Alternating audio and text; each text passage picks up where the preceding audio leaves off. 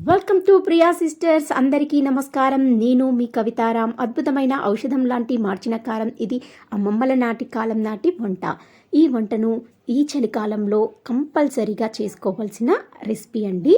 ఈ విధంగా ఎండుమిర్చీలను చిన్న చిన్న ముక్కలుగా చేసుకొని ఒక ప్యాన్ పెట్టి దాంట్లో ఆయిల్ వేయకుండా ఫ్రై చేసుకోవాలి. చిన్న మంట మీద మాత్రమే ఫ్రై చేసుకోవాలి.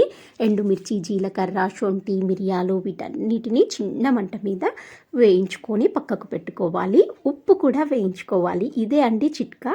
ఈ ఉప్పును కూడా వేయించుకోవడం వల్ల మనం గ్రైండ్ చేసినప్పుడు పొడి మెత్తగా అయిపోకుండా ఎక్కువ కాలం పాటు నిల్వ ఉంటుంది.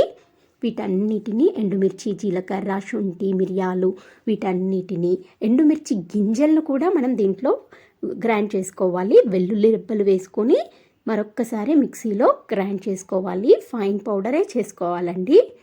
ఇది రోట్లో దంచుకుంటే ఇంకా చాలా టేస్టీగా ఉంటుంది.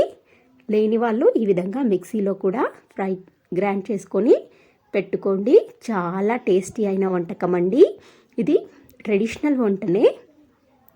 ఈ చలికాలంలో జలుబు, దగ్గుల నుండి రక్షించే ఒక మంచి రెసిపీ. నేతి ఇడ్లీలోకి కారపొడి చాలా టేస్టీగా ఉంటుంది. ఒకసారి మీరు కంపల్సరీగా ట్రై చేయండి. వేడి వేడి అన్నంలోకి ఈ కారపొడిలో కొద్దిగా నెయ్యి వేసుకొని తింటే ఎంతో టేస్టీగా ఉంటుంది. నచ్చితే లైక్ చేయండి.